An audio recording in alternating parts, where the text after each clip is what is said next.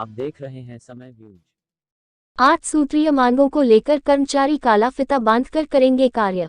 कानपुर, उत्तर प्रदेश नगर निगम विकास प्राधिकरण एवं जलकल विभाग संयुक्त वाहन चालक कर्मचारी संघ कार्यालय में राष्ट्रवादी भारतीय मजदूर संघ प्रमुख के तत्वाधान में 8 सूत्रीय मांगों को लेकर एक पत्रकार वार्ता का आयोजन किया गया, जिसमें संगठन के पदाधिकारियों ने बताया कि सरकार द्वारा जारी शासनादेश का क्रियान्वयन कर्मचारियों पर लागू किया जाए, जो नगर निगम का प्रशासन नहीं कर रहा है।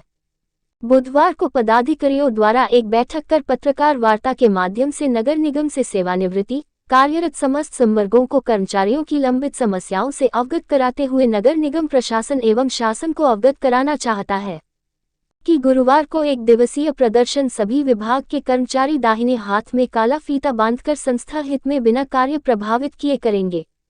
समस्त लंबित 8 सूत्रीय मांगों को संज्ञान में लेकर कर्मचारी हित में संगठन ने ये निर्णय लिया है कि नगर निगम प्रशासन को जागरूक करते हुए शासन तक इन शोषित कर्मचारियों के विषय को उठा रहा है तथा नगर निगम प्रशासन समय रहते संगठन के पदाधिकारी के साथ वार्ता के माध्यम से लंबित समस्याओं का निस्तारण करता है, तो संगठन कर्मचारी हित में नगर निगम प्रशासन को धन्यवाद व्यक्त करेगा। अगर कर्मचारी हित का ध्यान रखकर नगर निगम प्रशासन कोई कदम नहीं उठाता है, तो संगठन के निर्णय अनुसार समस्त कर्मचारी धरना प्रदर्शन करने को बाध्य होगा, जिसकी समस्त जिम्मेदारी नगर निगम प्रशासन की होगी। कानपुर से संवाददाता अरुण जोशी की रिपोर्ट।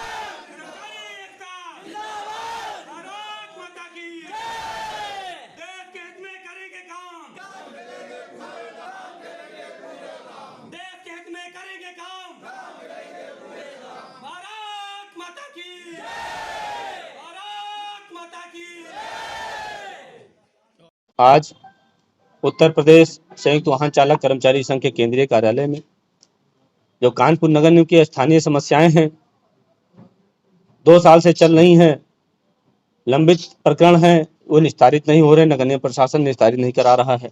मैंने अभी नगर आयुक्त महोदय को 1 तारीख को दोबारा मैंने रिमाइंडर के रूप में अनुस्मारक करके दिनांक 14 तारीख को मैंने रिमाइंडर दिया है कि माननीय मुख्य सचिव उत्तर प्रदेश सरकार का आदेश है कि आप महीने में कम से कम 1 बार संगठन के साथ वार्ता करके कर्मचारी की ज्वलित समस्याओं को निस्तारण कराएंगे। ऐसा ये आदेश है मुख्य सचिव महोदय का, लेकिन कानपुर नगर निगम प्रशासन किसी भी आदेश को मानने को तैयार नहीं है। इसके उपलक्ष्य में आज हमने आप लोगों के माध्यम से आक्रोश प्रकट करने के लिए शासन और नगर निगम प्रशासन को अपना संदेश पहुंचाने के लिए कि हमारा कर्मचारी जो हमारे कर्मचारी हैं, यदि इनकी मांगें नहीं पूरी होती, यदि इनकी समस्याएं जो लंबी समस्याएं यदि इनका निस्तारण नहीं होता है, तो जो कर्मचारी शहर को स्वच्छ बना सकते हैं, जो कर्मचारी आपके हर समस्या में कंधे से कंधा मिलाकर काम कर सकते हैं, वो कर्मचारी जिस दिन ये सिस्टम बंद कर देंगे उस दिन आपका भी सिस्टम नहीं चलने वाला। प्रमुख समस्याएं कौन कौन सी हैं? प्रमुख समस्या उठाने से पहले मैं एक और आपको मैं आकर्षित करना चाहता हूं कि फरवरी माह में हमारे 11 कर्मचारी रिटायर होते हैं, सेवानिवृत्त होते हैं अपनी सेवा काल पूरी करके, जिनमें से 7 सफाई कर्मचारी, 1 चपरासी, 1 वरिष्ठ लिपिक, 1 राजस्व निरीक्षक और 1 हमारे कोऑर्डिनेटर प्रीतम श्रीवास्तव जी सेवानिवृत्त होते हैं।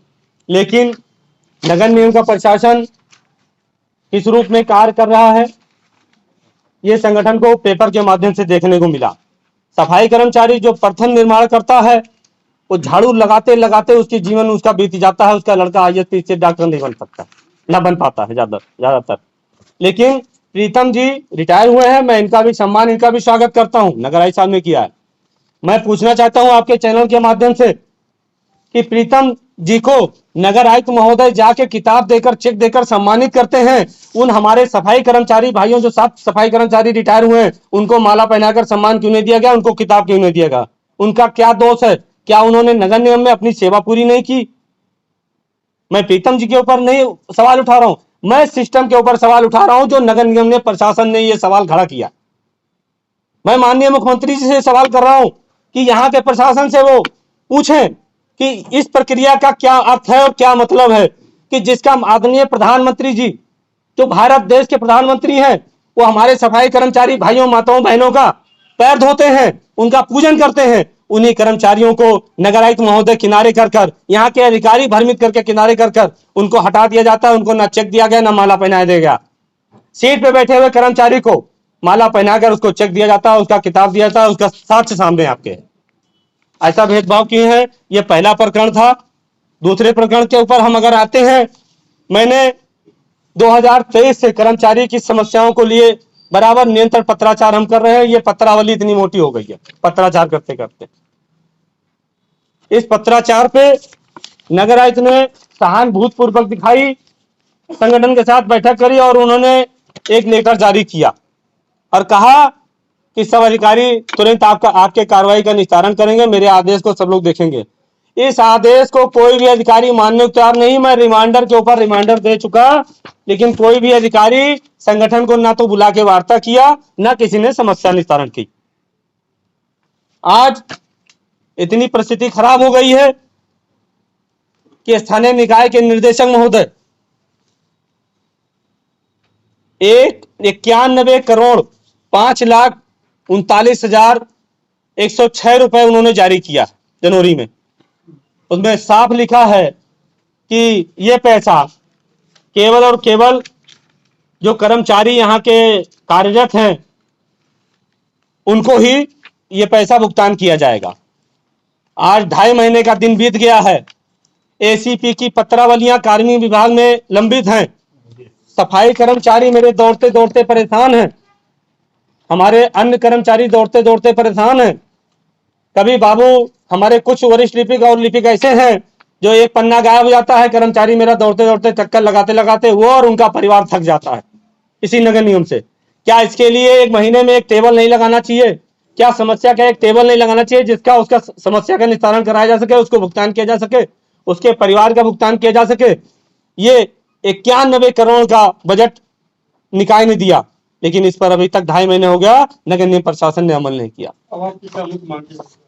हमारी मुख्य मांगे हैं कि हमारे जो ये पैसा स्थानीय निकाय ने जारी किया है, इस पैसे को हमारे नगर निगम के जो कर्मचारी हैं, चाहे वो मेडिकल का पैसा हो, एसीपी का पैसा हो या किसी प्रकार का भुगतान हो, चाहे आउटसोर्सिंग श्रमिकों के भुगतान के ईपीएफ हो या एसआई हो, इन सभी का भुगतान इस पैसे से किया जाए। इसके लिए हमने कल सभी से अनुरोध किया, अपने कर्मचारी साथियों से, बिना कारबंदी किए अपने अपने संस्थानों से एक काला फीता अपने हाथों में बांधकर अपना विरोध प्रकट करेंगे और अपने कार्य को सुचारू रूप से करते रहेंगे बिना कार बाधित किए। अगर ऐसे में मांगे आपकी नहीं पूरी होती तो आपके संस्था द्वारा क्या आगे कार्य किया जाएगा? यदि नगर निगम प्रशासन इन लंबित मांगों को अगर समाधान नहीं करता है तो संगठन पूरी तरह से नगर निगम की धीरे धीरे करके सारी सेवाएं बंद करा देगा, जिसकी जिम्मेदारी समस्त नगर निगम प्रशासन की होगी।